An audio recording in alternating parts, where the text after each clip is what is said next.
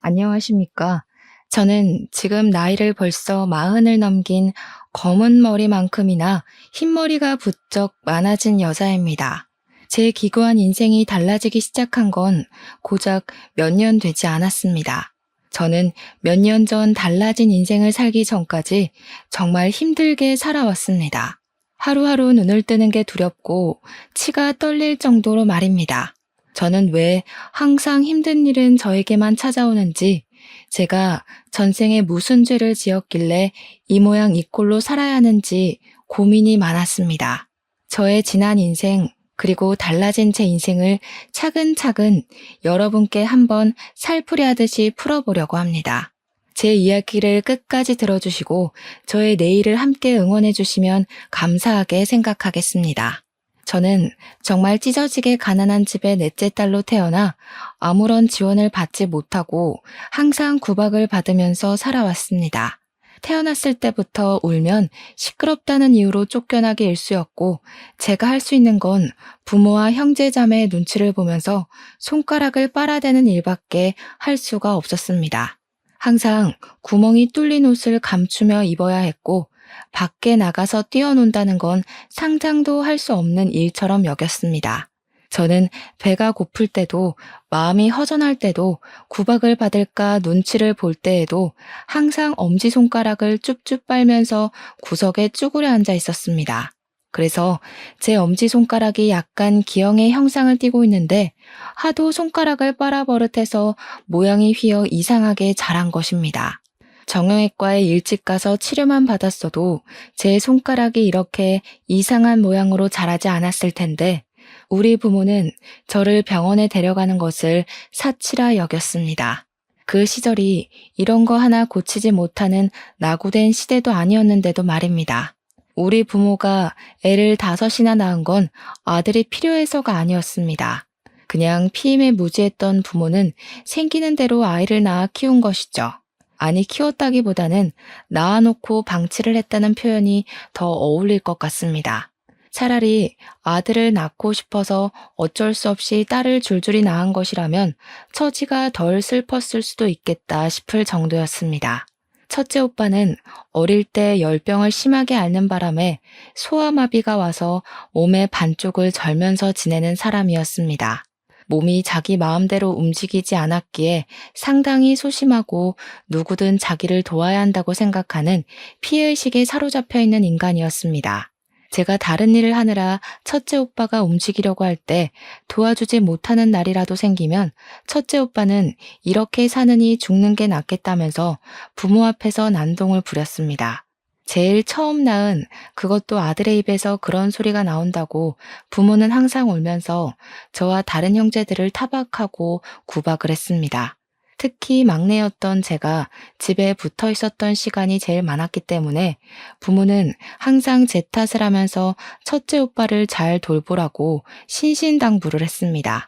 지금은 몸을 사용하기 힘들어서 아무것도 못하는 중이지만, 나중에 의술이 발달하면 소아마비로 반을 절게 된 인간들도 다 고칠 수 있게 될 것이라며 버티라 하셨습니다. 둘째 언니는 아주 멀쩡했고 아주 똑똑했고 아주 당찬 사람이었습니다. 그래서 언니는 20살이 되자마자 집을 떠나 도망쳤습니다. 언니는 고등학교도 나오지 못한 채로 부모 대신 돈을 벌어야 하는 집안의 실질적인 가장이나 다름없는 사람이었습니다. 노예처럼 항상 아침부터 저녁 늦게까지 일을 했고, 벌어온 돈을 전부 부모에게 빼앗기는 삶을 살아야 했던 불우한 여자였습니다. 저는 언니보다 훨씬 더 어렸기에 집에서 첫째 오빠의 뒷바라지를 하고 있었고, 언니는 그런 제 몫의 돈까지 벌어오라는 부모의 말에 떠밀려 닥치는 대로 일을 해야 했습니다. 너무나도 필요한 일상에 언니가 시들어버린 풀떼기처럼 나불나불거릴 때서야 이 집을 떠나야지만 살 수 있을 거란 생각이 들었나 봅니다. 저에게만 살짝 도망가라는 말을 남기고 모두들 잠든 새벽에 홀연히 사라져버렸습니다. 둘째 언니가 도망을 쳤다는 사실을 알게 된 부모는 분노했고, 밤이고 낮이고 언니가 떠난 대문을 향해 저주를 퍼부었습니다. 돌에 맞아 죽을련, 가다가 차에 치여 죽을련 하면서 차마 부모로서는 입에 담지도 못할 말들을 퍼부었습니다. 저는 그런 부모에게 기가 콱 눌려 아무것도 하지 못했고, 항상 언니가 마지막에 남겨준 도망가라는 말만 귓가에 왱왱 담아둔 채 하루를 살았습니다. 셋째 오빠는 술독에 빠져 사는 알코올 중독자였고, 수가 틀리면 집안의 모든 집기를 던지는 몹쓸 버릇을 가지고 있는 놈이었습니다. 부모조차도 그를 말릴 힘이 없어서 항상 셋째 오빠를 피해 몸을 숨겨야만 했습니다. 저는 첫째 오빠 옆에서 거동을 도와야 했기에 셋째 오빠의 매질을 피할 수가 없었습니다. 어느 날부터는 제가 제일 만만하다고 생각을 했는지 저만 괴롭히기 시작했습니다. 저는 셋째 오빠가 술을 마시고 들어오거나 집에서 술판을 벌일 때가 제일 무서웠습니다. 부모의 잔소리도 첫째 오빠의 피해의식보다 셋째 오빠의 매질이 가장 아프고 힘들었기 때문입니다. 우리 막내는 태어나고 얼마 되지 않아 갑자기 죽어버렸기에 기억도 나지 않습니다. 그러다 보니 세월이 지나 제가 17이 되었을 때부터 이 집안에서 일을 할 수 있는 사람은 오로지 저 하나뿐이었습니다. 이미 둘째 언니는 도망을 간 상태였고 거동이 불편한 첫째 오빠, 술에 취해 있는 셋째 오빠를 대신해 그 몫을 해낼 사람은 저뿐이었습니다. 저도 둘째 언니처럼 도망이라도 갈 수 있었다면 얼마나 좋았을까요? 하지만 우리 부모는 그렇게 호락호락한 사람이 아니었습니다. 둘째 언니가 도망을 가버린 그날 이후부터 줄기차게 저를 감시하고 들었기 때문입니다. 처음에는 제가 둘째 언니와 따로 연락을 하고 지내는 줄 알고 다시 둘째 언니를 잡아오려고 했는지 저의 동태를 감시하기 시작했습니다. 하지만 둘째 언니가 어디로 갔는지 전혀 모르는 눈치를 보이자 그 뒤부터는 저도 언니처럼 도망을 갈까 싶어 감시를 하기 시작했습니다. 본격적으로 제가 돈을 벌어오기 시작한 그날부터는 언니처럼 도망을 가지 못하도록 제 방문을 밖에서 잠그기 시작했습니다.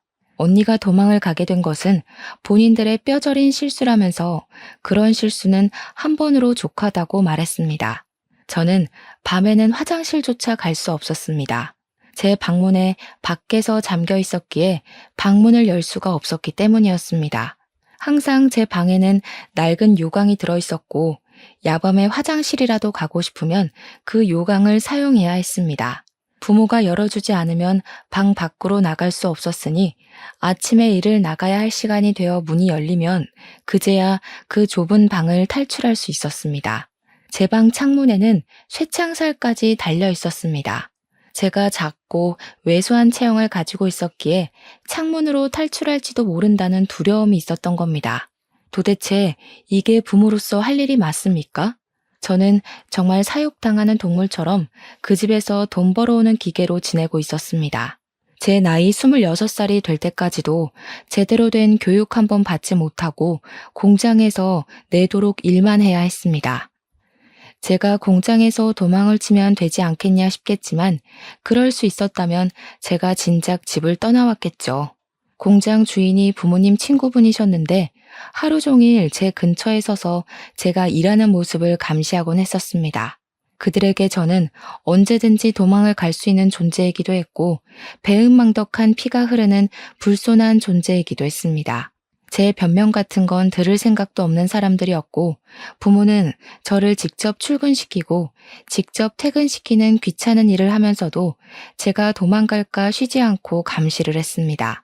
공장에서 화장실을 갈 때도 항상 2인 1조로 다녀야만 했고요.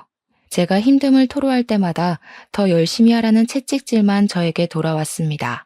그렇게 번 돈은 모조리 우리 부모의 통장으로 꽂혔기 때문에 제 주머니에는 떡볶이를 사 먹을 돈 1,000원도 없었습니다. 매일 똑같은 하루가 반복되다 보니 오늘이 무슨 요일인지도 모르고 살던 어느 날 저에게 뜻밖의 기회가 찾아오게 되었습니다. 공장을 사찰하러 온 본사 직원의 눈에 제가 딱 들어오게 되었던 것입니다. 근속도 매우 좋고 야근이고 특근이고 빠짐없이 참여하고 공장에서 저만큼 오랜 시간 꾸준히 일을 했던 사람도 없었던 것입니다.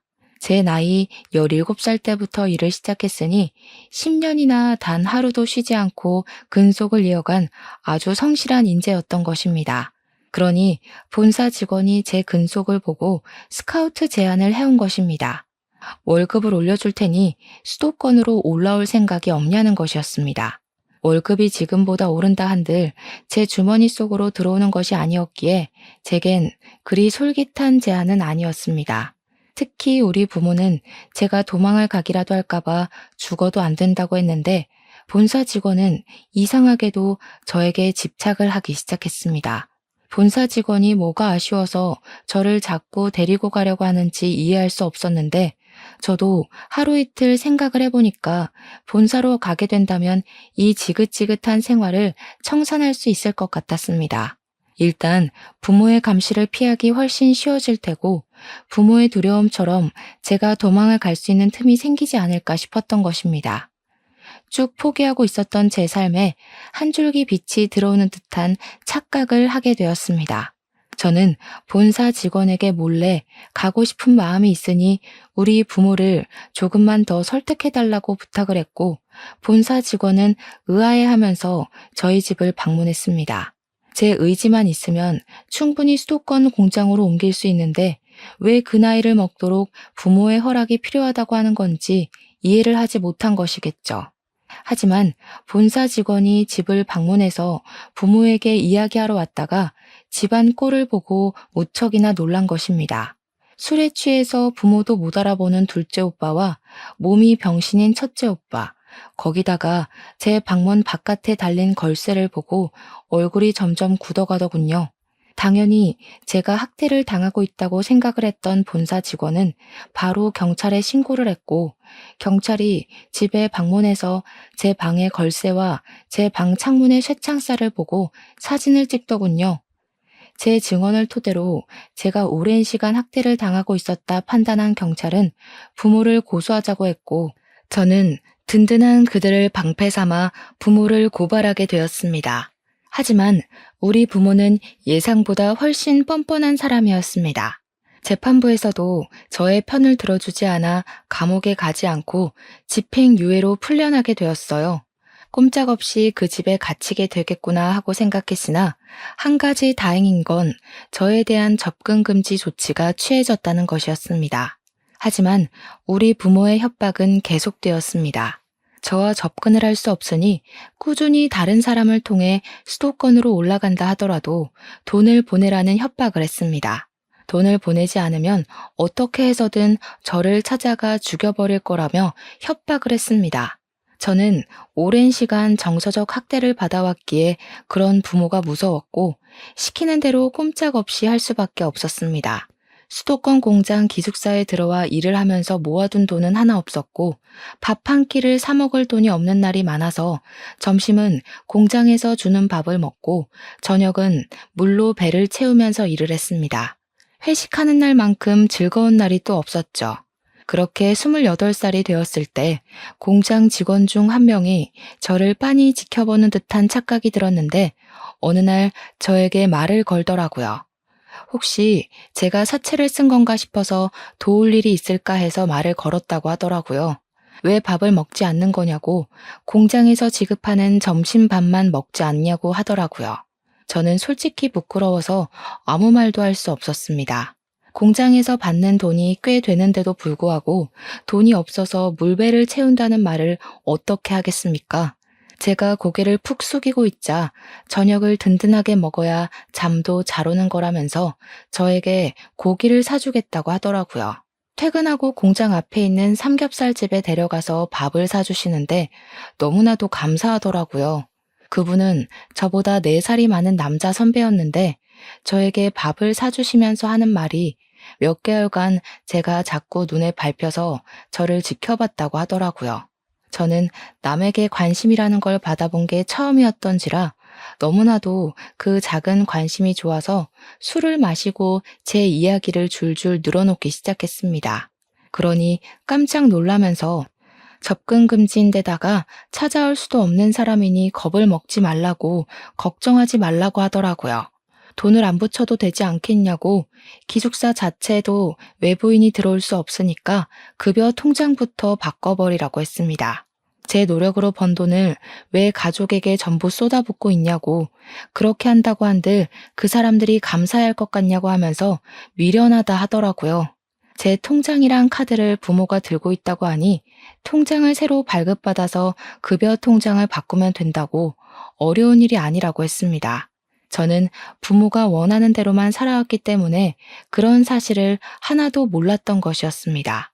저는 결국 그 선배의 도움으로 통장을 새로 발급받을 수 있었고, 새 통장으로 월급 통장 또한 교체를 하게 되었습니다. 선배는 저에게 휴대폰 번호도 바꿔버리는 것이 좋겠다고 했고, 인터넷에 들어가서 손쉽게 번호도 바꾸어 주었습니다. 그리고 경찰서에 다시 찾아가서 접근금지 연장 신청을 하라고 하더군요. 저는 접근금지 연장 신청이라는 게 있는지도 몰랐기 때문에 경찰서에 찾아가 이것저것 물어보았고, 학대 이력과 집행유예 기간을 인정받아 접근금지 기간을 연장시킬 수 있었습니다. 그 모든 일이 일사천리로 이어지자 부모는 공장으로 전화를 해서 저를 당장 바꾸라고, 고향으로 내려오게 하라고 난리를 쳤습니다. 하지만 부모의 생때는 저에게나 통했던 것이지 남들에게는 그냥 정신 나간 진상인간들로밖에 보이지 않았던 것입니다. 제가 처한 상황을 미리 공장 측으로 말을 해두고 본사 직원이 경찰서에 신고를 했던 이력과 소문이 공장에 떠돌고 있었기에 부모가 저에게 직접적으로 연락할 수 있는 방법은 존재하지 않았습니다. 거기다가 접근금지 명령을 어기게 되면 집행유예 기간이라 가중처벌을 받을 수 있어서 부모가 함부로 절 찾아오지 못했습니다. 하지만 우리 불도저 같은 부모는 몇 번이나 공장 앞으로 저를 찾아왔어요. 물론 저를 만나지는 못했습니다. 공장 특성상 관계자 이외에는 출입이 금지되어 있었기 때문에 부모는 허공에 대고 제 욕을 하고 사라지는 일밖에 할 수 없었네요. 월급날 저는 처음으로 제 통장에 찍힌 260만 원을 보고 너무 놀라서 눈물을 줄줄 흘렸습니다. 저는 그 돈을 어떻게 써야 하는지도 몰라서 그냥 제가 너무너무 먹고 싶었던 떡볶이를 사 먹었습니다. 시장에서 파는 2,000원짜리 떡볶이 말고 2인분에 12,000원이나 하는 즉석 떡볶이를 저를 도와준 선배와 함께 가서 사 먹었습니다. 선배는 저에게 참으로 힘들게 살았겠다면서 그동안 고생했다고 저의 처지를 안타까워하면서 위로도 해주었습니다. 본인은 홀어머니와 둘이 살고 있는데 자기도 참 힘들게 살았었던 과거가 있어서 제가 사채 빚에 쪼들리고 있는 줄 알았다고 했습니다. 지금은 물론 빚도 다 갚았고 홀어머니가 운영하는 식당 장사가 무척이나 잘 되고 있어서 여유 있게 살고 있긴 하지만 과거를 생각하면 치가 떨릴 정도로 힘들었다고 하더라고요. 공장에서 일한 지 오래됐죠? 네, 저 이제 12년 차예요, 벌써. 와, 엄청 동안이네. 그러면 나이가 32살? 나랑 동갑이라고요? 나보다 어리다고 하지 않았어요? 네, 저 28살이에요. 제가 공장에서 17살 때부터 일을 했거든요. 17? 학교도 안 다니고 공장에서 일을 했단 말이야? 어떻게 부모라는 탈을 쓰고 그런 기본 교육까지 못 받게 하고 돈이 뭐라고 그 어린 학생을 공장에 취직을 시켜서 이 나이 먹도록 착취를 할 수가 있어. 선배는 마치 자기 일처럼 화를 내주었고 저는 그게 고맙기도 하고 속이 시원하기도 해서 눈물이 절로 났습니다. 타인에게 받은 따뜻한 온정이라 너무 좋았어요. 저는 자연스럽게 선배와 어울려 다니기 시작하면서 선배에게 동료 그 이상의 감정을 느끼기 시작했습니다. 제가 어릴 때부터 잘 먹지 못해서 엄청 말랐었는데 선배는 제가 살이 쪄야 한다고 공장 근처에 맛집이 엄청 많은 거 알고 있냐며 물어보시더라고요. 사실 저는 뭘 먹어도 너무너무 맛있었거든요. 그래서 맛집을 잘 모른다고 하니까 저를 데리고 이 집 저 집 다니면서 맛있는 걸 찾아 먹여주기 시작했습니다. 세상에 어디서도 못 본 맛있는 음식들이 너무 많더라고요. 저는 살도 점차 오르기 시작했고 얼굴 때깔도 고와지기 시작했습니다. 피쩍 말랐을 때는 인기도 없었고 누가 먼저 말을 걸거나 하는 일이 없었는데 오히려 살이 좀 붙고 얼굴 안색이 좋아지고 하니까 사람들이 따라붙더라고요. 공장 남자 직원들에게 선물도 처음 받아봤다니까요. 그러니까 선배가 저한테 그런 말을 하더라고요. 자기 눈에만 보기 좋아진 게 아닌 것 같아서 조바심이 난다고. 자기랑 연애 한번 해보자고요. 주말마다 만났는데 그게 데이트였다는 건 알고 있냐고 하면서 앞으로도 자기랑만 데이트하자고 하는데 부끄럽지만 참 좋더라고요. 그렇게 저희는 연애라는 걸 본격적으로 시작했고 꼬박 1년을 만난 뒤 결혼을 하기로 결심을 가지게 되었습니다. 저는 식당을 운영 중이라는 시모의 가게에 찾아가서 인사를 드리게 되었는데 시모의 첫인상이 너무나도 무서워서 바짝 쫄았습니다. 얼굴에 심술이랑 욕심이 덕지덕지 붙인 인상이었는데 마치 우리 엄마를 보는 듯한 기분이 들어서 마음 한구석이 콩닥콩닥 걸렸습니다. 제가 인사를 드리고 나니까 갑자기 저한테 손이 좀 빠르냐고 물어보시더니 일을 도우라고 하면서 앞치마를 툭 던지시더라고요. 제가 늘 집에서 학습이 되었던 복종 반응이 있었기 때문에 아무렇지 않게 앞치마를 맸습니다. 그러니 남편이 저한테 지금 뭐 하는 거냐고 당장 앞치마를 벗으라고 이야기를 하더라고요. 시모를 향해서 인사를 드리러 온 거지 일하러 온 게 아니라면서 딱딱하게 얼굴을 굳히고 이야기를 했습니다. 그러니 시모가 자기한테는 인사도 나발이고 가게 일을 도와줄 사람이 더 필요하다고 하면서 일을 하라고 했고 저는 화를 내는 남편을 말렸습니다. 그렇게 그날 하루 종일 식당 일을 도왔고 그게 시모 눈에는 나쁘지 않게 보였는지 처음 인사를 드렸을 때보단 조금 누그러진 모습이었습니다. 제가 집안일을 어릴 때부터 도맡아 했기에 소질이 조금 있었거든요. 둘째 언니가 돈을 벌러 나간 이후부터 집안일은 모두 제 몫이었으니까요. 식당 일이 모두 끝나고 나서야 남편은 저와 결혼을 하려고 찾아온 거라고 했고 시모는 그때부터 본격적으로 저희 집 호구 조사를 시작하셨습니다. 저는 아무 말도 할 수 없었습니다. 저에게 가족은 두 번 다시는 만나고 싶지 않은 사람들이었기 때문에 딱히 설명할 말이 없었던 것입니다. 하지만 속일 수는 없었기에 제가 아는 선에 있어서 최대한 솔직하게 이야기를 했더니 시모가 인상을 팍 쓰면서 완전히 날뛰시더라고요. 이 결혼은 절대 반대라고 빠져도 너무 빠지는 집 처자를 데리고 온 거 아니냐면서 자기 눈에 흙 들어가기 전까지 안 된다고 면전에 대놓고 말씀을 하시더라고요. 제발 허락을 해달라며 남편과 저는 무릎을 꿇고 빌었고 시모는 무릎을 백날 꿇어봐야 죽어도 안 된다는 말만 반복하셨습니다. 시모의 결사반대에도 불구하고 저와 남편은 헤어질 수 없어서 결국 저희는 혼인신고부터 해버리자는 마음을 가지게 되었습니다. 결국 결혼식도 올리지 않고 혼인신고를 먼저 했고 기숙사를 나와 신혼집을 얻어 살림을 차렸습니다. 당연히 이야기를 전해들은 시모는 머리를 싸매고 누웠고 저희 신혼집을 찾아와 세간 살림을 다 뒤집어 엎으면서 화를 내셨습니다. 지금이라도 혼인신고 취소하고 엄마가 골라주는 여자 만나서 장가가라고. 하필이면 만나도 저런 불행덩어리를 만나. 시모의 말에 상처를 받았지만 저는 포기하지 않고 시모에게 잘 보이고 싶어서 열심히 노력을 했습니다. 시모의 음식점 장사가 엄청나게 잘 되고 있었기 때문에 항상 일손이 부족했거든요. 일하는 사람들이 꽤 있음에도 주방 일은 항상 밀려 있었습니다.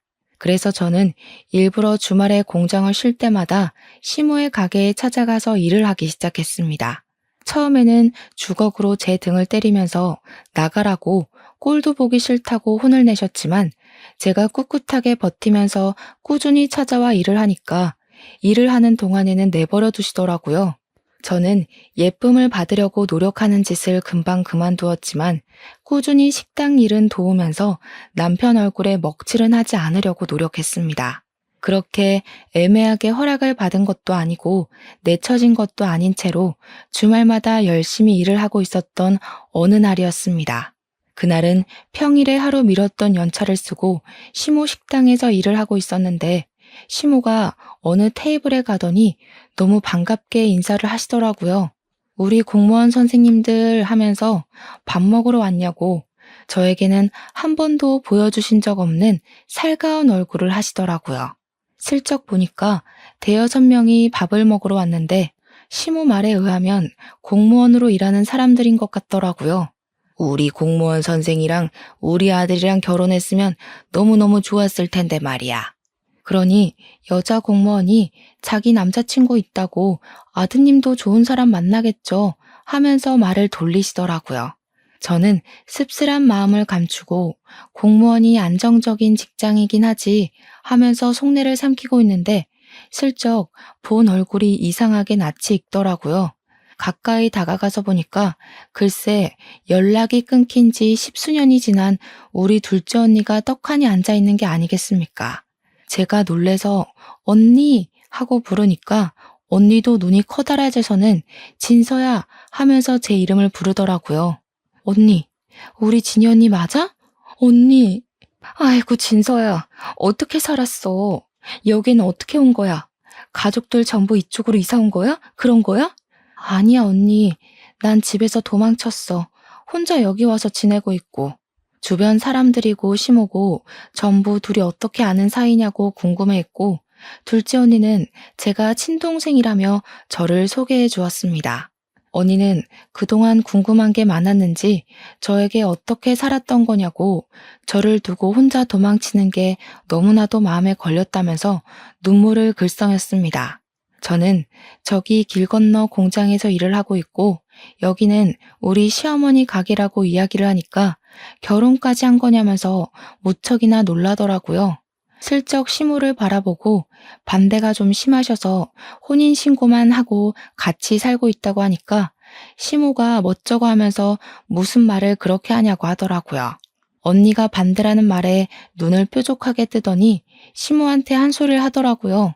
사장님, 아니 사돈 어르신, 지난번에 음식점 위생 문제로 큰일 치를 뻔하셨던 거 기억하시죠?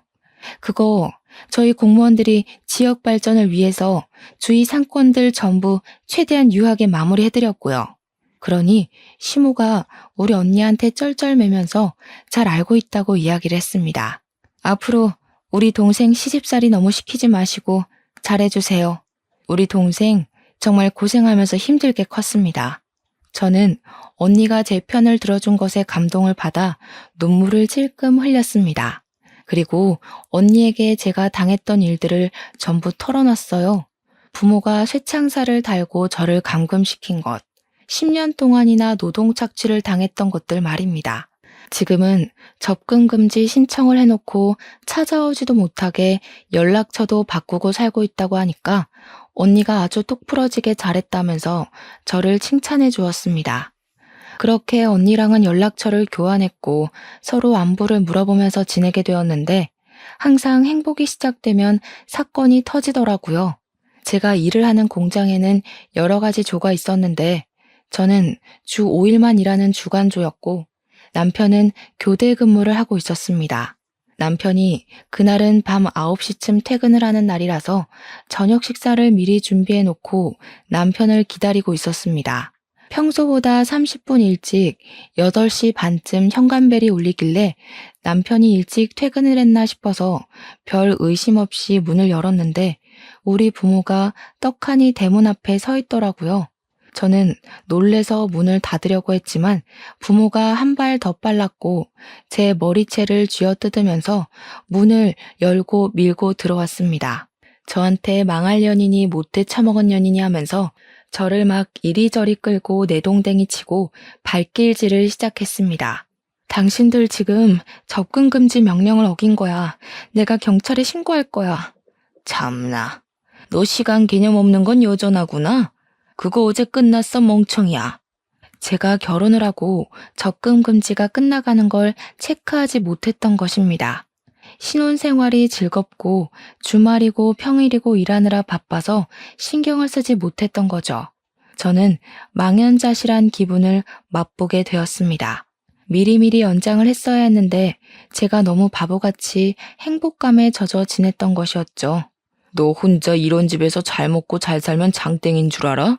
너 부모가 네 오빠들이 어떻게 지내는지도 모르고. 그러지 말고 당장 짐 싸. 당장 내려가게. 도대체 내가 여기서 지내는 건 어떻게 알고 찾아온 거야? 등본만 떼도 싹 다 나오는 걸 아직 모르고 살았니? 내가 가긴 어딜 가. 여기가 내 집이야. 나 결혼도 했고, 이제 당신들이랑 같이 살면서 노예처럼 굴지 않을 거야. 나도 내 인생을 살 거라고.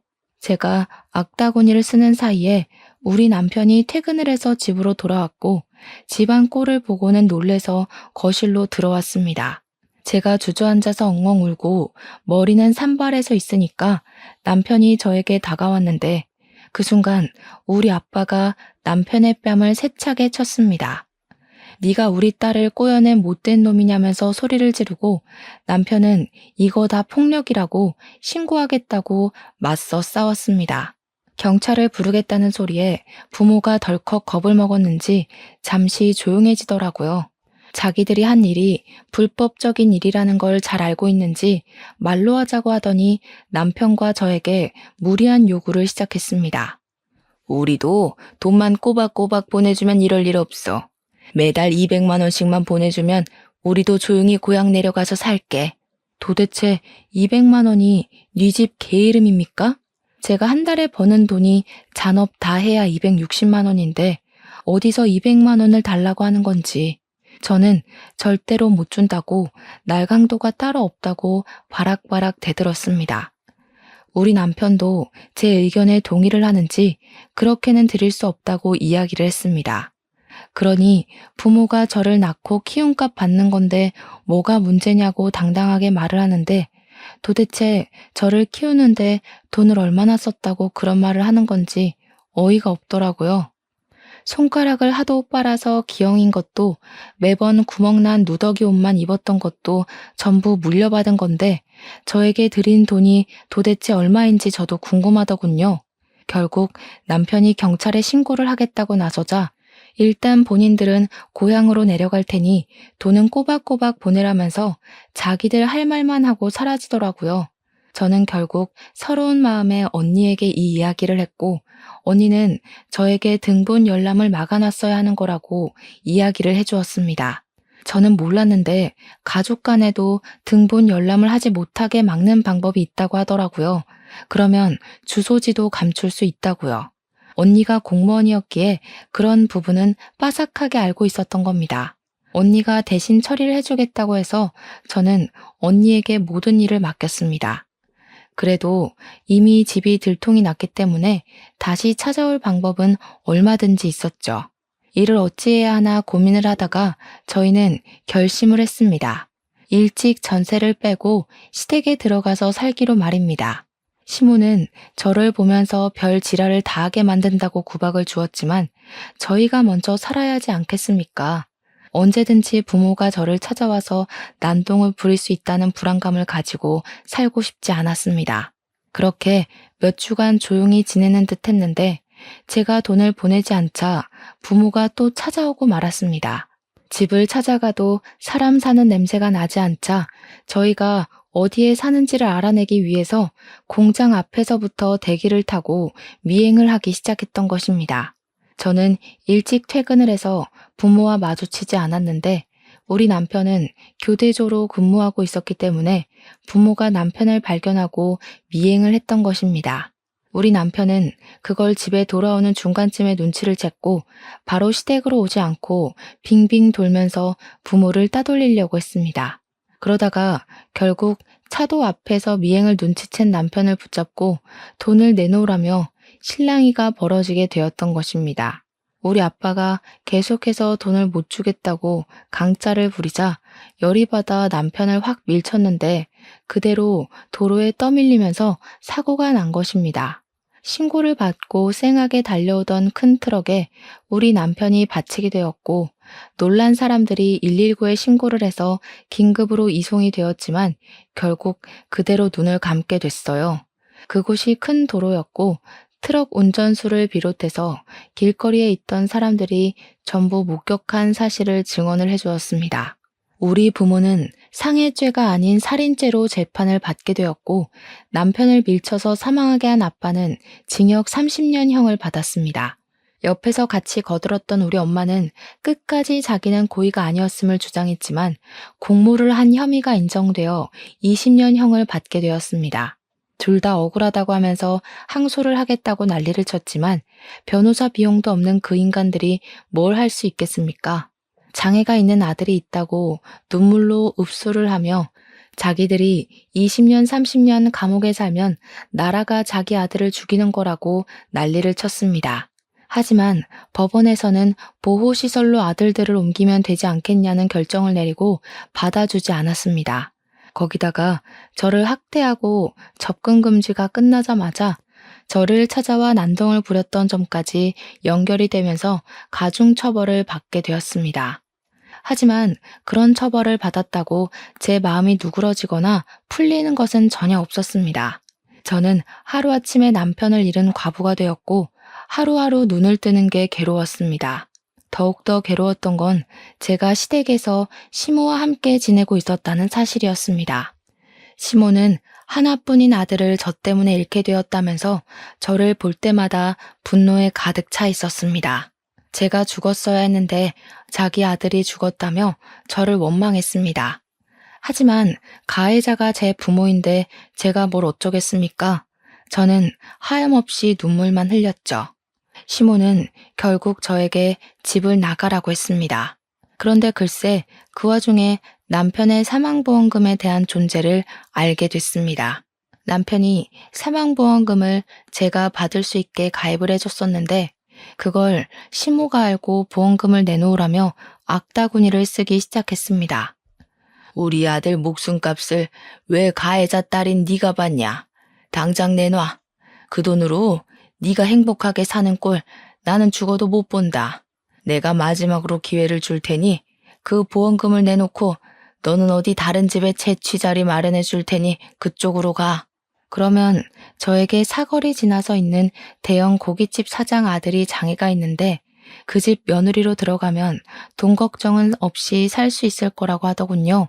첫째 오빠가 장애가 있다고 하지 않았냐면서 딱 맞는 자리라고 남편 보험금을 내놓고 저는 그 집에 들어가서 살라는 겁니다. 시모가 도대체 무슨 자격으로 저에게 이런 요구를 하는지 어이가 없어서 죽어도 싫다고 하자 그러면 보험금 내놓고 자기 집에서도 나가라고 했습니다. 어머님은 돈도 많으시면서 도대체 남편이 저에게 남겨준 보험금을 탐내시는 거예요? 애초에 난 네가 마음에 들지 않았다. 어느 한 구석도 눈에 차는 곳이 없었어. 우리 아들 목숨값으로 네가 먹고 놀고 하는 거 생각하면 기분이 더러워서 자다가도 벌떡 일어난다, 내가. 그 말에 저는 그냥 시모에게 사망보험금으로 받은 1억을 줘버리고는 다시 공장 기숙사로 돌아와 일을 하기 시작했습니다. 기숙사에 다시 들어오니까 남편이랑 살았던 그 집이 너무 그립고 제 처지가 너무 불쌍하게 여겨졌어요. 그때 우리 둘째 언니가 저에게 많은 힘이 되어 주었습니다. 저한테 공장에서 허송세월 보내지 말고 공무원 준비를 해보는 게 어떠냐고 하더라고요. 새로운 거에 도전하면 회복이 될지 안 될지 어떻게 알겠냐고 하면서 도전을 해보라고 하길래 저는 냅다 족쇄 같은 공장을 그만두게 되었습니다. 근속 연도가 꽤 있었기에 퇴직금 받은 걸로 작은 방을 하나 구해서 언니의 조언대로 공무원 시험 준비를 시작했습니다. 제가 고등학교도 졸업하지 못한 중졸이었기에 공부하는 게 정말 쉽진 않았습니다. 그렇게 1년간 검정고시 준비를 했고 공무원 시험을 3년이나 준비를 한 뒤 결국에는 당당하게 합격을 하게 되었습니다.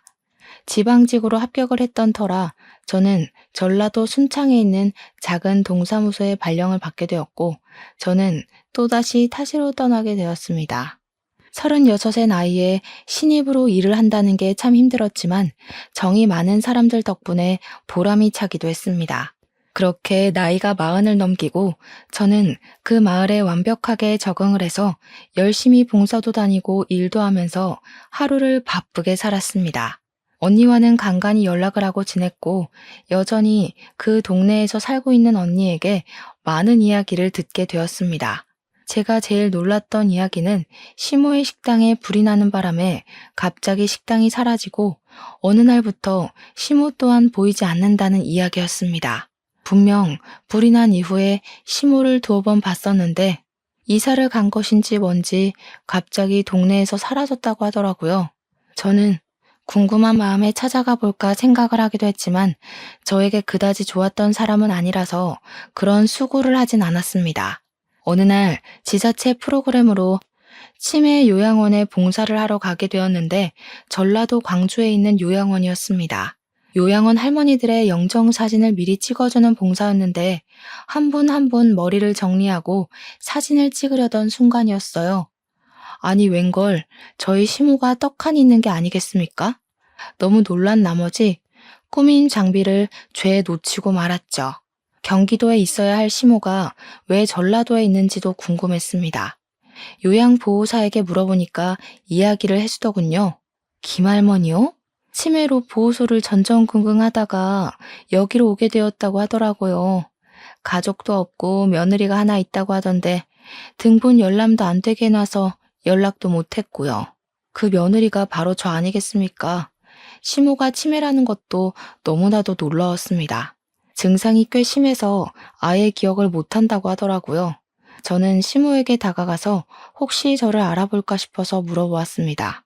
혹시 저 알아보시겠어요? 너, 자개장, 자개장, 건드리지 마. 너 자개장. 저는 자개장을 외치는 시모의 증상이 정말 심하구나 싶었습니다. 그런데 갑자기 시모가 까만 동공으로 저를 빤히 보더니 누구세요? 누구세요? 하더라고요. 참 치매라는 게 무서운 거더군요. 한편으로는 짠한 마음도 들었고요.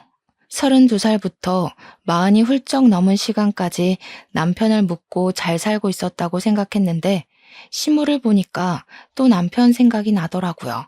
치매로 모든 걸 잊게 된 시모가 부럽기도 했습니다.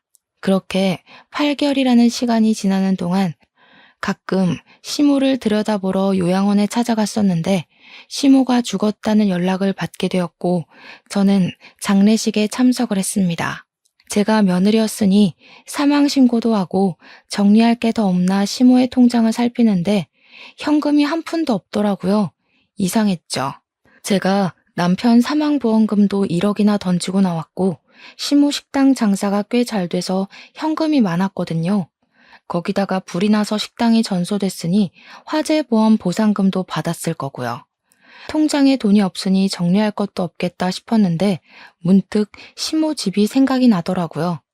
갑자기 치매 증상이 왔으면 집 정리도 못했겠다 싶어서 하루 연차를 내고 경기도에 있는 시모 집을 찾아가니 정말 뽀얗게 먼지가 쌓여 있었습니다.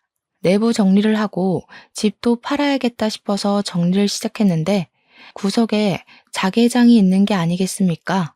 시모가 저를 보고 자개장 자개장 했던 것이 생각이 나서 이리저리 보니 자물쇠로 입구가 잠겨 있던 것이 녹이 많이 쓸어 살짝만 힘을 줘도 열리더라고요. 근데 그 자개장 안에 글쎄 현금 다발이랑 금괴가 있는 게 아니겠습니까? 저는 너무 놀라서 입을 떡 벌렸습니다. 시모가 은행도 못 믿은 건지 돈이 생기면 전부 금으로 바꾸고 현금을 다발로 모아서 넣어두었던 겁니다. 거기에는 남편의 사망보험금과 화재보험금까지 다 있는 듯 했습니다. 1kg짜리 금괴가 10개는 넘게 있었거든요. 저에게 마지막에 자개장이라고 외친 게 저에게 이걸 주려고 했던 건지 절대 뺏기지 않겠다고 한 건지는 모르겠지만 저는 그것들을 전부 들고 나왔습니다.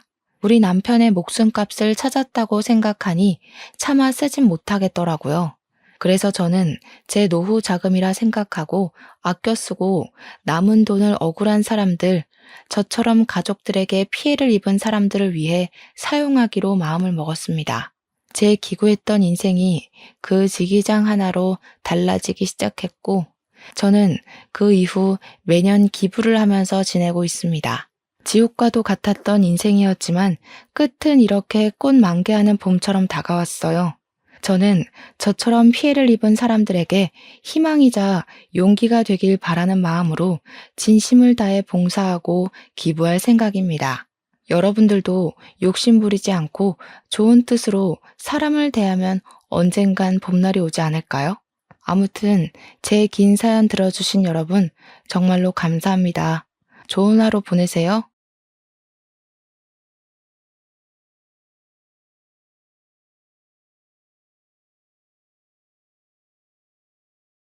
안녕하세요. 저는 지방의 소도시에서 사는 30대 여성입니다. 돈은 최고의 종이자 최악의 주인이다라는 말 들어보셨나요? 우연히 고속도로 화장실에서 이 명언을 보게 되었는데 이 문장을 보니 생각나는 사람이 있어서 사연을 보내게 되었습니다. 본격적인 사연 소개 전에 제가 살아온 이야기를 해볼까 해요. 제 부모님은 징그럽게 싸우시다가 저 고등학교 때 이혼을 하셨습니다. 제 기억을 더듬어 보면 처음부터 부모님 사이가 좋지 않았던 것은 아니었어요. 어릴 때는 아버지가 사업하셔서 집도 넓었고 화목하게 잘 살고 있었습니다. 그런데 아버지가 큰아버지의 보증을 서시고 큰아버지가 연락이 끊기면서 아버지는 신용불량자가 되었어요. 그때부터 우리 집은 급속도로 작아지기 시작했습니다. 2층 집이 단층 주택이 되었고 마당이 사라지고 방 3칸에서 2칸, 급기야는 반자의 원룸에서까지 살게 되었어요. 그렇게 집이 망함과 동시에 살아갈 희망조차 잃은 아버지는 점점 술에 의존하시며 도박까지 하게 되었고 결국 두 분은 이혼하시게 되었습니다. 그 뒤로 저는 엄마와 함께 살게 되었어요. 엄마는 예전에 요양보호사와 사회복지사 자격증을 취득하셔서 어렵지 않게 요양원에 취업할 수 있었습니다. 부모님의 이혼 후 아버지를 다시 뵌 장소는 장례식장이었어요. 처음에 이혼하면서 아버지는 친척들에게 가서 도움을 받는다고 했지만 그 친척들은 다들 아버지를 반기지 않았고 결국 아버지는 찜질방과 모텔을 전전하며 사셨다고 합니다. 아버지는 여전히 술을 매일 드셨고 술을 드시고 찜질방에서 주무시다가 심장마비로 돌아가셨어요. 아버지의 장례식장에는 친할머니와 고모가 계셨는데 저와 함께 온 엄마를 발견하시고는 지가 남편 죽여놓고 무슨 낯짝으로 왔냐며 화를 내셨습니다. 엄마가 그들에게 당하고 있는 모습을 보고 있자니 화가 너무 나서 제가 큰아버지 때문에 이렇게 된 것이지 이게 왜 엄마 때문이냐고 소리를 질렀어요. 고모는 어린 게 대든다고 하며 저를 밀었고 그 모습을 본 엄마는 또 화가 나서 아버지의 영정사진 앞에서 대판 싸웠습니다. 이게 아버지와 아버지 친척들의 마지막 모습이었어요. 그 뒤로 저는 고등학교를 졸업하고 바로 회사에 취업했습니다. 집안 형편도 넉넉지 않았고 제가 원래 공부를 잘했던 것은 아니라서 대학교를 다니며 쓸데없이 돈 낭비를 하느니 빨리 회사에서 돈을 버는 게 더 낫다고 생각했어요. 그래서 집 근처에 어지간한 회사에 다 이력서를 넣었고 그 결과 중소기업의 경리로 입사를 하게 되었습니다. 그곳에서 4년 정도 일하며 이것저것 자격증을 땄고 나이는 어려도 성실히 일한 경력과 자격증으로 꽤 좋은 중견기업의 경력직으로 이직을 하게 되었어요. 수도권이라면 어려웠겠지만 제가 사는 곳은 지방의 작은 도시라 젊은 사람들이 많이 없었고 그래서 더 쉽게 이직에 성공할 수 있었던 것 같습니다. 저는 20살 때부터 8년간 열심히 일하며 돈을 모았지만 내 수중에 있는 돈은 8천만 원이 전부였어요. 그렇게 열심히 일했는데 이것밖에 못 모인 것을 보니 답답하더라고요. 저의 쥐꼬리만한 월급 모아서는 행복하게 살 수 없겠다고 생각하여 재테크를 하기로 했습니다. 그런데 혼자 하자니 너무 어렵고 막막하더라고요. 그래서 이것저것 찾아보다가 이 지역에 재테크 동호회가 있다는 것을 발견하고 바로 가입했습니다. 그곳은 직장인이 퇴근 후 할 수 있는 부업이나 주식, 코인 등의 재테크에 대한 정보를 교류하는 모임이었어요.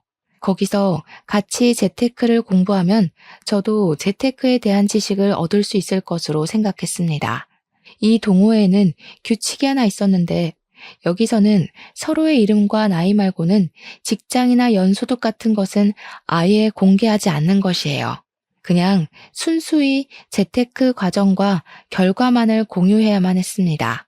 동호회에는 회장, 부회장, 총무가 있었는데 그중 총무를 맡고 계신 분이 투자나 재테크, 부업에 대한 지식이 가장 많아 보였어요.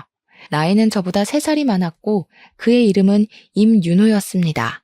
저는 재테크나 투자에 대해서 아무것도 모르기에 윤호 씨에게 많이 배웠고 윤호 씨가 알려줘서 안전한 회사에 장기 주식 투자는 물론 퇴근 후 부업도 하기 시작했어요. 윤호 씨의 추천대로 하니 월급만큼은 아니지만 적지 않은 여윳돈이 생기게 되었습니다.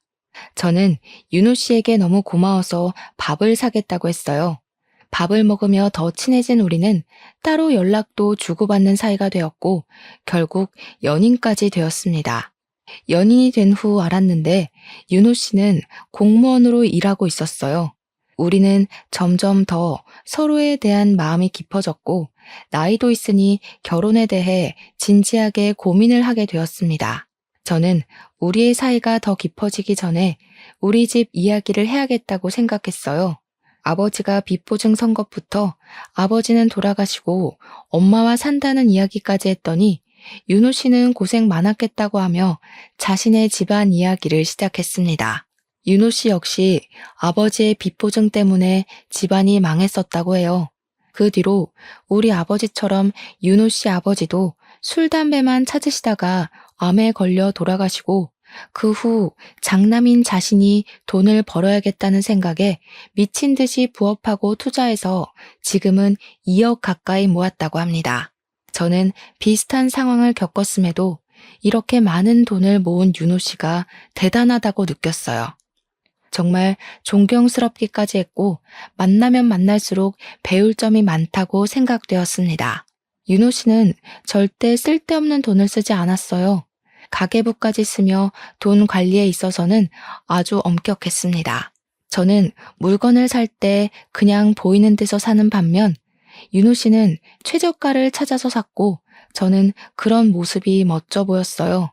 또한 만날 때마다 주식이나 재테크에 대해서도 자세히 알려주었고 저는 이전에는 경제 개념이 없이 모으기만 했지만 윤호 씨와 만나면서 경제 개념도 꽤 생기고 푼돈을 모아 목돈으로 돈을 불리는 재미를 알게 되었습니다.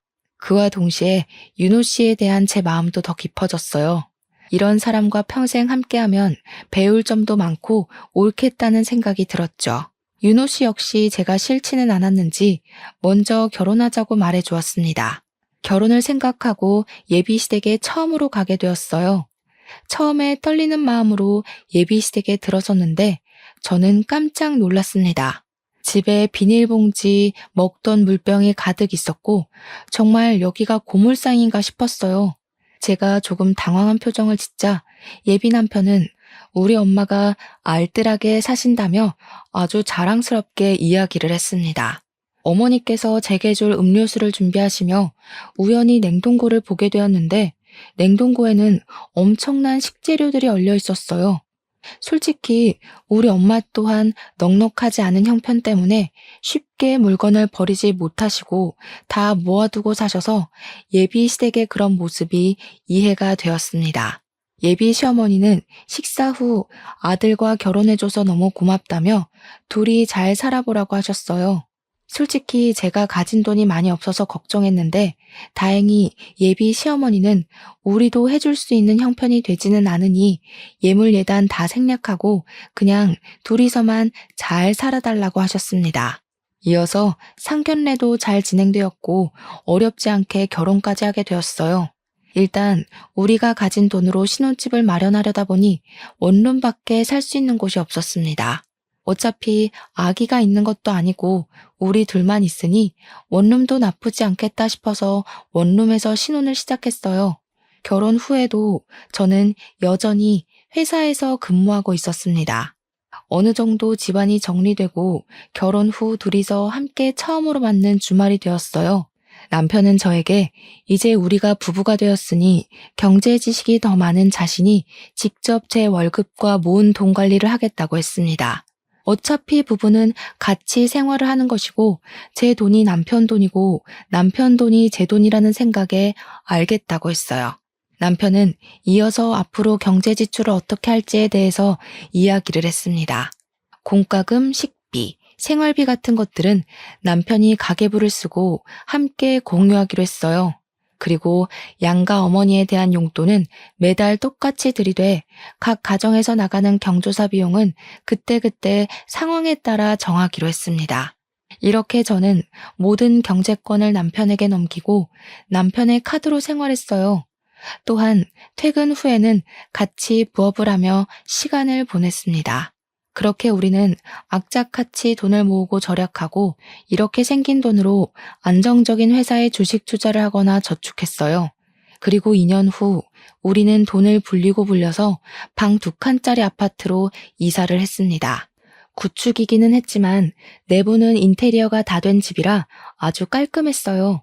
여전히 저는 남편의 카드로 생활하고 있었고 가끔 예상치 못한 큰돈이 지출되면 남편이 뭐라고 하기는 했지만 그래도 상황을 이야기하면 남편도 수긍하고 넘어갔습니다.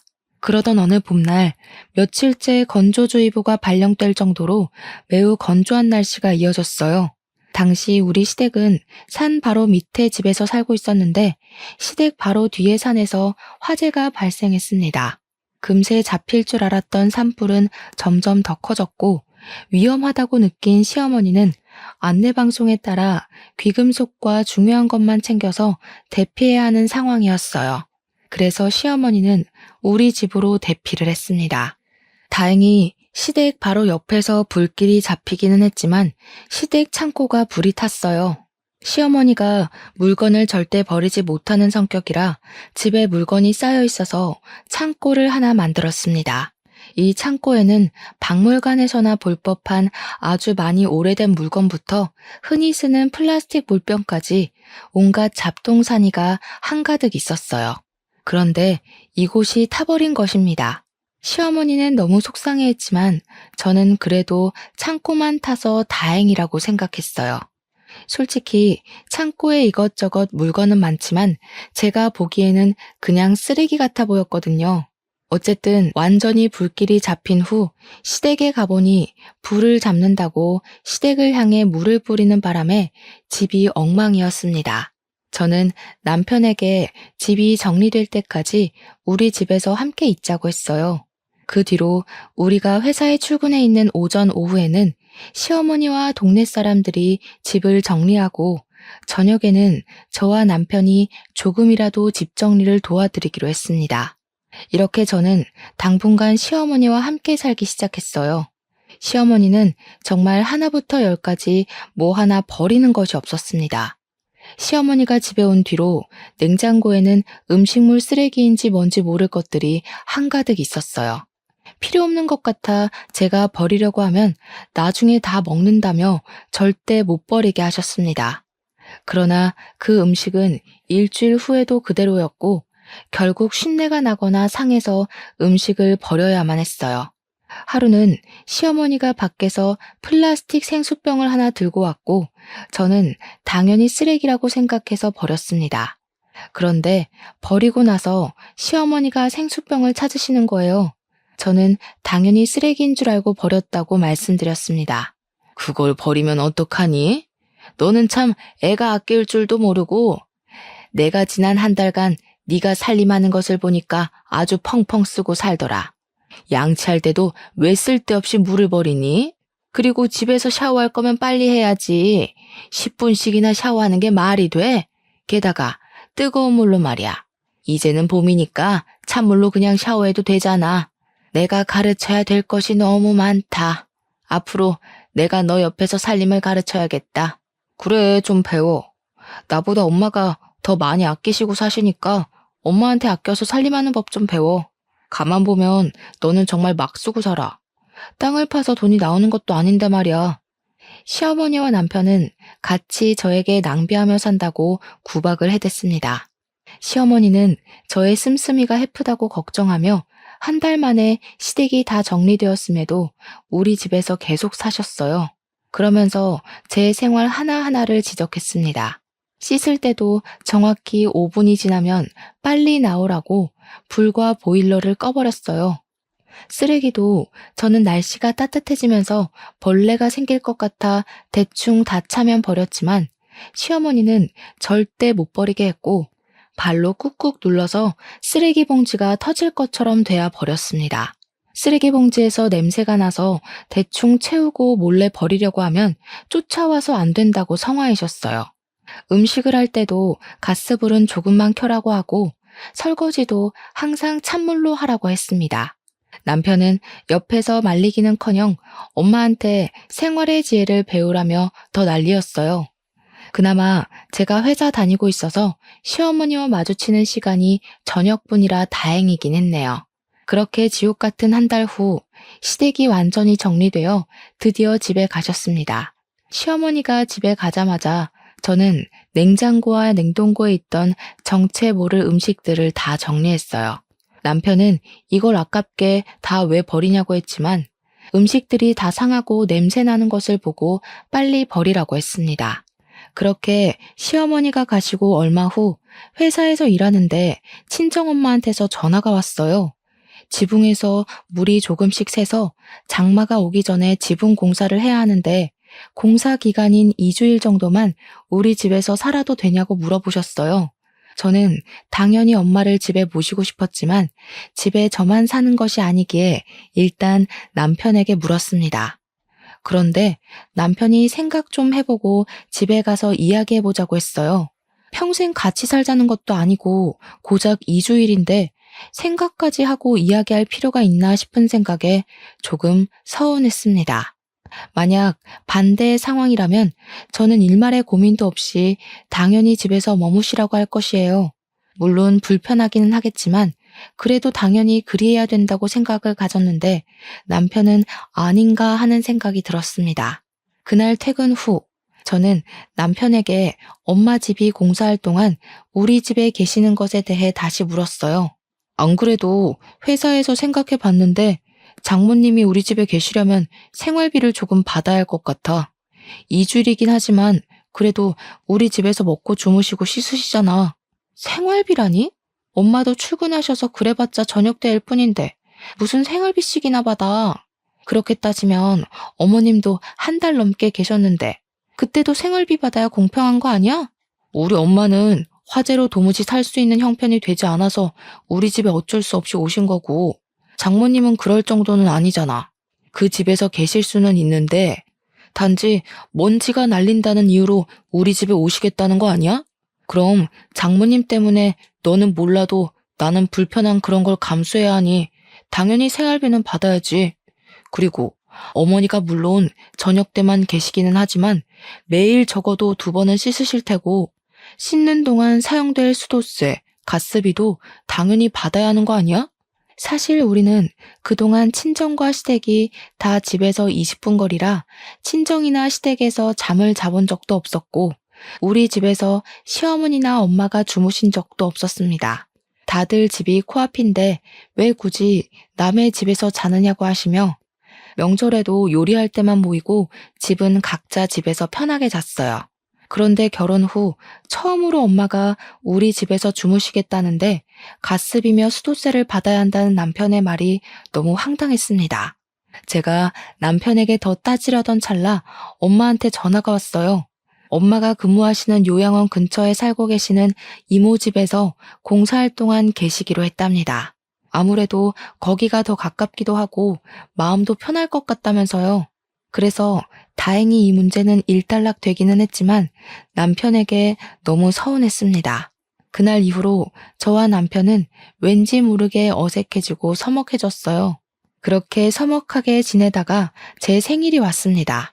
우리는 아직 마음의 앙금이 풀어진 상태가 아니라 그냥 제 생일도 조용히 지나가려 했어요.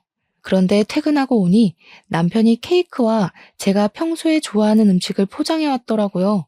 같이 음식을 먹으며 남편이 하는 말이 저번에 장모님이 우리 집에서 지낸다고 했을 때 그리 말한 거 미안하다고 했습니다. 그날 이후로 제가 계속 화나 보여서 답답한 마음에 친구들에게 말했다가 욕을 엄청 먹었다고 해요. 이혼 안 당한 게 다행이라는 소리까지 들었다고 합니다. 2번 다시는 이런 일 없게 하겠다고 하며 미안하다고 다시 한번 사과했고 저 역시 남편의 진심 어린 사과에 서운했던 마음이 눈 녹듯 사라졌습니다. 그리고 한 달 후 몸이 이상해서 임신 테스트를 해보니 2줄이 떴어요. 제게 아기가 생겼습니다. 사실 우리는 돈을 좀 더 모으고 아기를 가지려고 했는데 생각보다 일찍 생긴 아기에 조금 당황했어요. 그래도 저도 남편도 우리의 이세가 생긴 것이 너무 행복했습니다. 그런데 대부분 아기가 처음 생기면 좋은 옷과 신발을 새 것으로 사주잖아요. 남편은 생각이 달랐습니다. 어차피 아기가 금방 크기 때문에 좋은 옷을 사줘봤자 얼마 입지 못한다고 하며 여기저기서 중고로 옷을 엄청 받아왔어요. 아직 태어나지도 않았고 성별조차도 모르는데 집에 베넷 저고리부터 초등학생이 입을 만한 옷까지 엄청 많았습니다. 그런다고 옷이 좋은 것도 아니었어요. 물론 한두 개는 브랜드 옷도 있었지만 대부분은 누래지고 허름한 옷이었습니다. 제가 남편에게 우리 아기에게 어떻게 이 옷을 입히냐고 하니 집에서만 입히는데 뭐가 문제냐고 했어요. 또한 아기를 키우는데 꼭 필요한 것은 아니지만 있으면 좋은 유모차, 아기띠 같은 물건들은 다 중고거래나 아는 사람이 쓰던 것을 받아왔습니다. 이렇게 여기저기서 받아오니 집이 창고 같아졌어요. 이미 아이를 키우고 있는 친한 언니들은 남편 말이 틀린 것은 아니라며 알뜰살뜰해서 참 좋다고 했지만 저는 너무 스트레스였습니다. 그러다가 제가 입덧이 시작되었어요. 밥 냄새, 김치 냄새만 맡아도 속이 너무 안 좋았고 음식 생각만 해도 속이 울렁거려 일상생활이 거의 불가했습니다.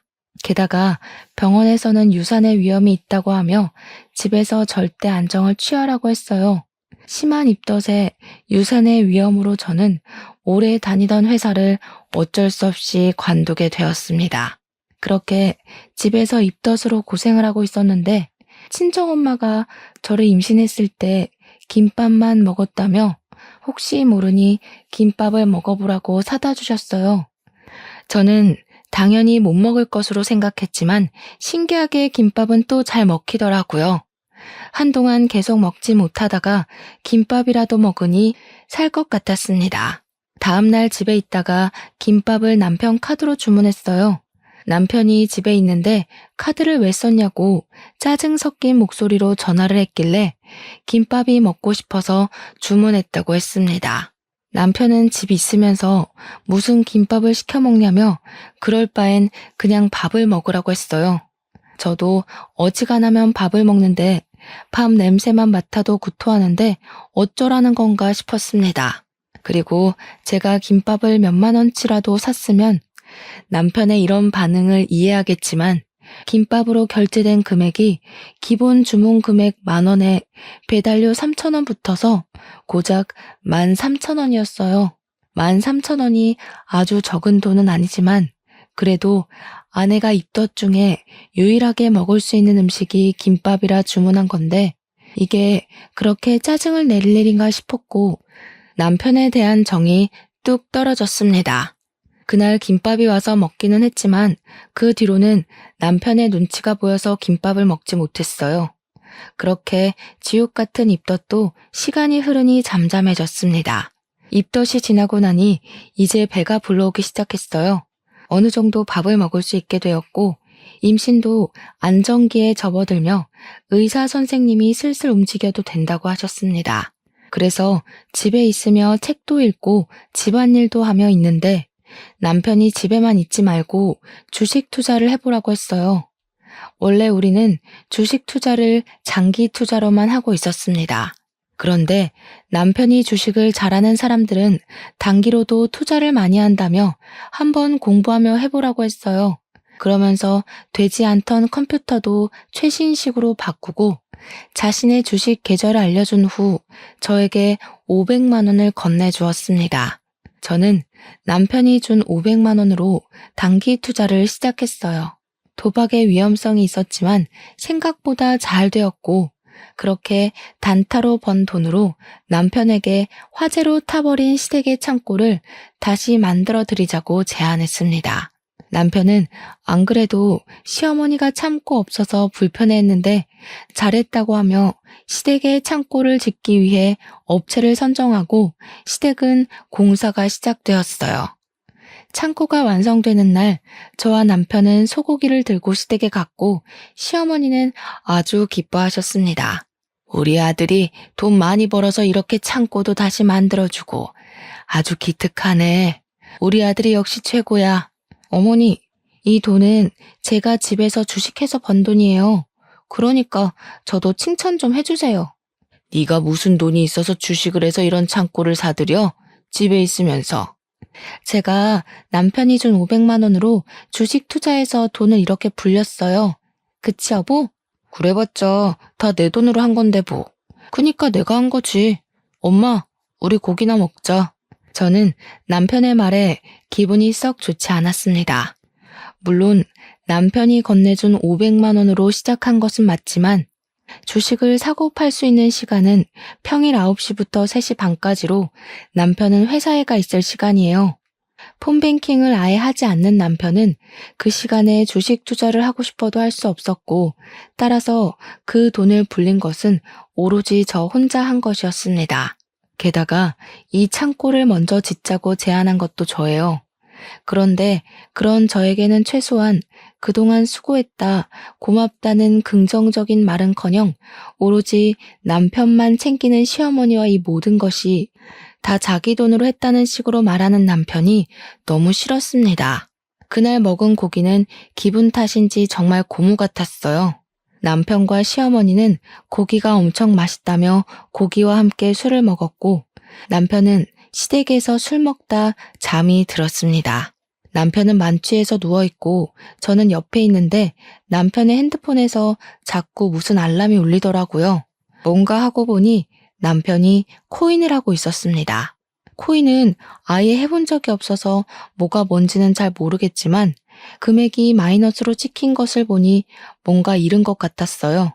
그런데 처음에 투자한 금액이 꽤 컸습니다. 저와 결혼 전에 모았던 돈 2억을 다 코인에 투자하고 있었던 것이에요. 어차피 자신의 돈이니 제가 뭐라고 할 것은 없었지만 문제는 그 코인이 폭락하고 대부분 잃고 있었습니다. 이렇게 큰 돈이면 차라리 다른 일에 쓰지 혼자서 쓰다가 돈은 다 날렸다는 것에 너무 속상했어요. 다음날 저는 집에 와서 남편에게 코인하는 것을 봤다고 했습니다. 남편은 왜 그걸 몰래 봤냐고 난리쳤고, 저는 남편에게 부부인데 코인에 투자한 사실도 같이 공유해야 하는 것 아니냐고 했어요. 남편은 자기가 결혼 전에 번 돈으로 하겠다는데 왜 그리 난리냐고 오히려 저를 이해하지 못했고, 그날 이후 남편과 저는 완전 냉전 상태였습니다. 그 뒤로 우리는 남남처럼 말도 잘하지 않고 지냈어요. 뉴스에서 코인 이야기가 나오면 남편은 표정이 어두워지고 한숨만 푹푹 내쉬었습니다. 그뿐만 아니라 밤에 잠도 잘 안 오는지 새벽에도 일어나서 생수를 마시고 한숨만 쉬고 있었어요. 그런 남편을 보니 저도 답답했고 점점 제 표정도 좋지 않아지는 것을 본 친정엄마는 저에게 무슨 일 있냐고 물었습니다. 저는 모든 사실을 말했고 엄마는 저에게 1,000만 원을 건네며 필요할 때 쓰라고 하셨어요. 엄마에게 돈을 받기 너무 죄송해서 거절했지만 여자도 돈이 조금은 있어야 한다며 가지고 있으라고 하셨습니다. 그렇게 답답하게 살던 어느 날 새벽에 잠을 자다가 배가 너무 아파서 깼어요. 뱃속의 아기에게 문제가 생긴 것 같아서 다니던 산부인과에 바로 가려고 했지만 남편이 가지 못하게 했습니다. 그 이유는 새벽에 진료받으면 진료비가 더 비싸다며 아침에 진료 시간에 맞춰서 가라는 거예요. 그런데 저는 태어나서 이렇게 배가 아픈 적이 있었나 싶을 정도로 배가 너무 아팠습니다. 저는 당장 병원에 가고 싶어서 콜택시라도 부르려고 했는데 택시는 안 잡히고 남편은 가지 말라고 하며 운전도 안 해주고 미칠 지경이었어요. 아픈 배를 잡고 울고불고 난리를 쳐도 남편은 그냥 참으라고만 했습니다. 그렇게 시간이 지나 해가 뜨고 드디어 9시가 되었어요. 산부인과 진료 시간에 맞춰서 병원에 가서 증상을 말한 후 바로 검사를 하니 이미 아기가 뱃속에서 심정지 되었다고 했습니다. 의사 선생님은 임산부가 배가 아프면 새벽이라도 당장 병원에 왔어야지 왜 안 왔냐고 하며 뭐라고 하셨어요. 이를 이 지경까지 만든 남편은 그 옆에서 아무 말도 안 하고 있었고 저는 눈물을 흘리며 아기를 보냈습니다. 아기를 보내고 누워있는데 시어머니의 엄마가 병원에 도착했어요. 엄마는 괜찮냐고 하며 제 걱정을 하시는데 시어머니는 손주가 유선되었다는데 병원비만 걱정하고 앉아 있었습니다. 남편도 역시 그 옆에서 병원비만 걱정하고 있었어요. 그 모습을 보니 엄마도 저도 너무 화가 났습니다. 지금 손주가 유산이 됐는데 그깟 병원비가 그렇게 걱정되세요? 임서방, 자네 제정신인가? 지금 자네 자식이 허망하게 죽었어. 아니, 아기가 죽은 게 왜 우리 아들 잘못이에요? 제대로 품지 못한 전현이 잘못이지. 왜 우리 아들한테 뭐라고 한답니까? 뭐요? 당신 아들이 코인인가 뭔가 거기에 투자만 하지 않았어 봐. 그러면 우리 딸이 스트레스 받지 않고 잘 품었겠지. 코인? 그게 뭔데요? 당신 아들이 코인에 투자해서 거금을 날리는 바람에 우리 딸이 스트레스 받아서 이 지경까지 된 거 아니야? 야, 너는 네 남편이 쓸데없는데 투자했으면 그걸 말렸어야지. 안 사람이 돼서 그걸 그냥 뒀어? 하여튼 멍청해서는. 당신 아들이 말도 하지 않는데 우리 딸이 무슨 수로 알고 그걸 말려요? 진짜 해도 해도 너무하네. 아이도 유산되었고 하니 그냥 이참에 갈라서요. 둘 이혼시킵시다. 엄마와 시어머니는 제 병실에서 대판 싸웠고 엄마는 이혼을 시키자고 하셨어요.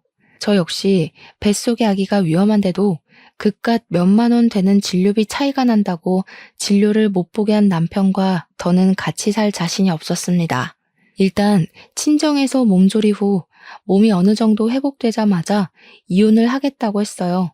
그런데 그냥 이혼할 수는 없었습니다. 제가 주식으로 돈을 불린 것이며 남편에게 넘겼던 저의 월급이 아까웠어요. 그래서 그 돈을 달라고 하니 남편과 시어머니는 당연히 안 준다고 했습니다. 결국 이혼 소송까지 하게 되었어요. 이혼 소장을 접수 후 저는 엄마 집으로 들어가서 살게 되었습니다. 어느 주말 엄마와 집에 있는데 누군가 집으로 찾아왔어요. 문을 열어보니 예전에 아버지가 보증을 서줬던 큰아버지였습니다.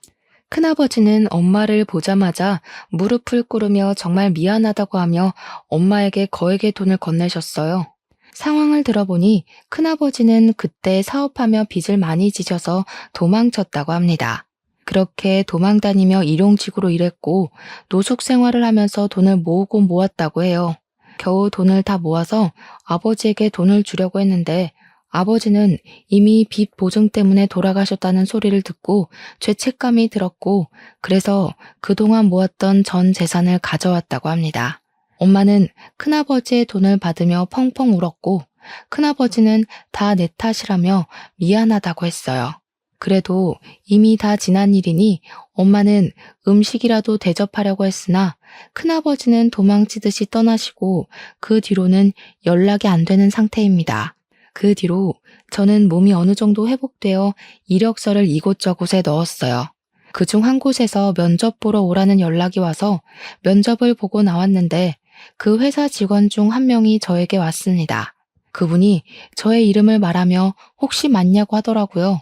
저는 누구시길래 제 이름을 아느냐고 물었더니 자기는 윤호, 즉 제 남편의 중학교 동창이라고 했습니다. 그러면서 할 말이 있는데 잠깐 시간 좀 낼 수 있냐고 물었어요. 저 역시 면접 보고 나서 딱히 할 일이 없었기에 알겠다고 하고 근처 카페로 갔습니다. 남편의 중학교 동창은 자리를 잡자마자 자신의 학창 시절 이야기를 꺼냈어요. 이분의 이름은 임동식인데 중학교 때까지만 해도 둘이 친했다고 합니다. 그런데 남편이 고등학교 때 아버지가 돌아가신 이후로 자신에게는 없는 아버지가 동식 씨에게는 있다며 질투를 했다고 해요. 처음에는 단순히 아버지를 잃은 아픔에 그런 거겠지 했는데 그 도가 점점 심해져서 학교에 동식 씨에 대한 이상한 소문을 퍼뜨리고 다녔다고 합니다. 동식 씨는 당연히 친구들이 다들 이 말을 믿지 않겠거니 하며 신경을 쓰지 않았는데 그 당시 공부도 꽤 잘했고 인기도 많았던 남편이 이야기하니 친구들이 다 믿었고 순식간에 동식 씨는 학교에서 왕따가 되었어요. 동식 씨는 남편에게 제발 이 소문이 사실이 아니라고 말해달라고 했지만 남편은 거액의 돈을 가져오면 소문이 거짓이라고 말하겠다고 했답니다. 그런데 동식 씨는 잘 사는 집이 아니라서 그런 돈이 없었고 결국 이상한 소문은 사실처럼 되어버렸어요. 동식 씨는 친구들의 괴롭힘을 당하기 시작해서 전학까지 갔지만 남편은 전학간 학교 앞까지 찾아와서 괴롭게 했고 결국 동식 씨는 자퇴했습니다. 그리고 검정고시를 봐서 고등학교 졸업장을 따고 대학교까지 다녀서 이 회사를 왔다고 해요. 그 뒤로 동식 씨는 임윤호, 그 이름 세 글자만 생각하면 너무 끔찍하고 가만두고 싶지 않아서 매일 SNS로 임윤호는 뭐하고 사는지 확인하고 있었다고 합니다. SNS에서 결혼한다는 소식을 알았고 그러면서 자연히 제 얼굴까지 알게 되어서 연락할 방법을 찾고 있었다고 해요. 그러면서 결혼한 사람에게 이런 이야기를 하는 것이 실례인 것은 알지만 남편의 실체에 대해서 알고 있어야 할 것 같아서 이렇게 말한다고 했습니다. 저는 동식 씨의 이야기를 들으며 사실 결혼을 하기는 했었지만 돈만 밝히는 남편에게 증오심을 느끼고 이혼 소송 중이라고 말했어요.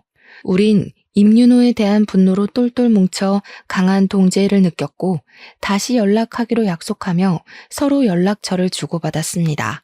그리고 며칠 후 주말에 다시 만나서 남편이 근무하고 있는 곳에 보낼 투서를 작성했어요. 동식 씨는 자신이 괴롭힘을 당했던 증거를 바탕으로 글을 썼고 저는 병원에 가지 못해 유산하고 남편이 돈만 밝히며 임신한 제게 주식 투자로 수익을 낼 것을 강요한 것까지 다 적었습니다. 동식 씨와 제가 그동안 당한 것들을 보기 좋고 깔끔하게 만든 후 남편이 근무하고 있는 곳에 무기명으로 투서를 보냈어요. 또한 이 동네의 맘카페를 포함한 동네 사람들도 운영되고 있는 SNS와 카페 등에 다 가입해서 투서의 내용을 다 올렸습니다. 우리 동네는 정말 좁은 동네라 남편에 대한 안 좋은 소문은 물론 남편 얼굴까지 쫙 퍼지기 시작했어요. 그렇게 일주일 후 남편이 화가 잔뜩 난 목소리로 근처 공원에서 만나자고 했습니다. 저는 남편과 저 이렇게 둘이서만 만나면 남편이 어떤 짓을 할지 모르겠다는 생각에 동식 씨와 함께 나갔어요. 지금 이게 뭐 하자는 짓이야? 더럽고 비열하게 이렇게 해서 날 말려 죽일 셈이야? 그리고 너네 둘은 어떻게 알게 됐어? 내가 동식 씨랑 어떻게 알든 말든 그건 네 알 바 아니고 너 중학교 때도 아주 꽤 날렸더라? 그런 사람이 나라의 세금을 받아먹는 공무원이라니 내가 도무지 가만히 보고만 있지 못해서 말이야. 그래서 지금 나 어디에서도 고개 못 들고 다녀, 알아? 이제 어떻게 할 거야? 어떻게 할 거냐고. 나 너네들 허위사실 유포죄 명예훼손으로 신고할 거야. 임윤호, 벼랑 끝에 몰리니 이제야 얼굴을 보여주네. 허위사실 유포죄 명예훼손? 할 수 있는 거 다 해봐. 그런다고 사실이 거짓이 되니? 우리 하나도 안 무서워. 정말 네가 이 모든 사실을 지우고 싶으면 돈 가져와. 네가 좋아하던 그 돈으로 이 모든 것들을 다 지워줄게. 알겠어? 네가 어떻게 나한테 그럴 수가 있어? 네가 왜?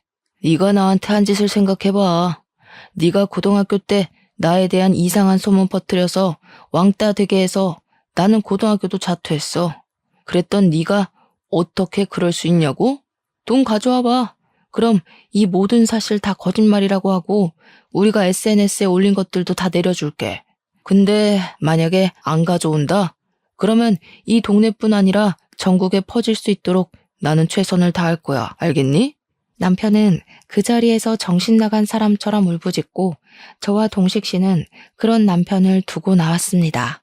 며칠 후 남편이 동식 씨에게 다시 만나자고 연락을 했고 저에게 같이 나가자길래 우리는 함께 약속 장소로 갔어요.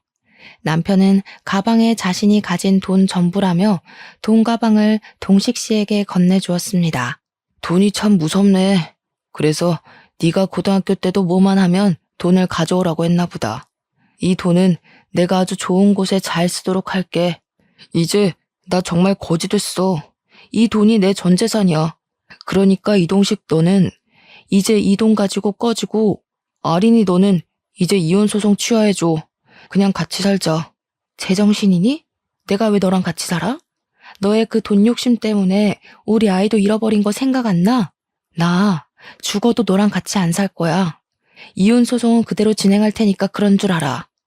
남편은 돈에 미쳐서 살았지만 결국 그 돈 때문에 망하게 되었습니다. 우리는 약속대로 SNS와 카페에 올렸던 글을 다 내리기는 했으나 그래도 여전히 남편은 손가락질 받으며 살고 있어요. 또한 저는 이혼 소송으로 위자료도 많이 받게 되었습니다. 그 후 저와 동식 씨는 종종 연락을 주고받았어요.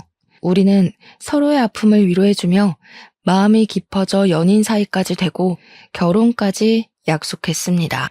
동식 씨의 집으로 처음 인사드리러 간 날, 저는 아무래도 결혼도 했고 유산한 적도 있어서 저를 싫어하실 것으로 생각했지만 다행히 시부모님은 저를 너무나 반기셨어요. 오히려 임윤호 그 싹수 없는 새끼랑 사느라 정말 고생했다고 하시며 저를 위로해 주셨고 신혼집도 그냥 해주신다고 하며 얼른 상견례 날이나 잡으라고 하셨어요. 그리고 상견례 날 친정엄마와 시댁 식구들이 다 모여 있는데 어찌 알았는지 전 시어머니가 그 자리에 오셨더라고요. 이년이 우리 아들은 매장을 시켜놓고 자기는 좋은 남자 만나서 감히 결혼을 하려 그래? 어디 내가 결혼하게 그냥 둘 것 같아? 오늘 너 죽고 나 죽자. 전 시어머니는 저를 보자마자 제 머리를 다 쥐어뜯을 기세로 달려오셨습니다. 그런데 저의 반대편에 앉아 계신 예비 시어머니를 보더니 저승사자라도 본 것처럼 얼굴이 새하얗게 질렸어요. 그리고 예비 시어머니는 전 시어머니를 보자마자 화를 내며 뜨거운 차를 그대로 얼굴에 부어버렸습니다. 그때 쌍코 피 터진 거로는 부족했나 봐. 감히 네가 누구 며느리한테 해코지하려고 예의 없이 상견례 자리까지 찾아와? 20년 전이나 지금이나 눈에 보이는 게 없는 년 같으니라고. 항상 인자하시던 예비 시어머니가 이렇게 화내시는 모습은 저도 제 예비 남편이 된 동식 씨도 처음 봐서 너무 놀랐습니다. 무슨 일인지 알고 보니 예비 시아버지와 예비 시어머니가 신혼 때 예비 시아버지의 돈을 보고 접근한 꽃뱀이 하나 있었다고 해요. 하지만 예비 시아버지는 절대 그 여자에게 넘어가지 않았고 예비 시어머니는 그 여자의 존재를 알고 나서 그 여자에게 쫓아가 머리채를 붙잡고 엄청 싸웠다고 합니다. 그런데 이 꽃뱀 여자가 바로 저의 전 시어머니였어요. 상견례장에서 오랜만에 만난 두 분은 그곳에서 격렬한 몸싸움을 하셨고 당연히 저의 예비 시어머니의 완승으로 싸움은 마무리되었습니다. 죽을 때까지 잊지 못할 상견례 후 초고속으로 결혼식까지 하고 지금 저는 동식 씨와 부부의 연을 맺었어요. 그러다가 지난주에 아주 많이 웃긴 일이 하나 있었습니다. 저희가 저녁에 출출해서 야식으로 치킨을 시켰는데 배달원으로 온 사람이 바로 저의 전 남편 임윤호였어요. 제가 갑자기 웬 배달이냐고 하니 저와 이혼 후에 소문이 퍼지면서 파면당하고 코인으로 전 재산 다 날리고 패가망신했다고 합니다. 그래도 입에 풀칠은 하고 살아야 하니 오토바이 타고 배달원으로 일하고 있다고 해요. 전 남편은 저와 남편의 얼굴을 보고 쪽팔렸는지 고개를 숙이고 도망가 버렸습니다. 그래도 한때 부부였으니 1,000원이라도 쥐어줄까 했는데 그냥 쌩 가버리더라고요. 돈을 벌기 위해 그토록 아등바등 살았지만 결국 그 돈의 노예가 된 전 남편을 만나 한동안은 제 인생이 암흑기였어요. 하지만 지금은 진짜 제 짝을 만나서 행복하게 살고 있습니다. 마음도 편해서 그런지 아기까지 생겼어요. 비록 첫 번째 아이는 유산이 되었지만 이번에는 반드시 잘 품어서 건강하게 낳아보려고 합니다. 그리고 저의 아이는 절대 돈의 노예처럼 살지 않고 야무지고 똑똑한 아이가 되도록 잘 키워볼 생각이에요. 저 잘할 수 있겠죠? 엄마가 된다는 게 참 좋으면서도 막중한 책임감이 느껴지네요. 지금까지 저의 사연 들어주셔서 감사합니다. 모두 부자 되세요.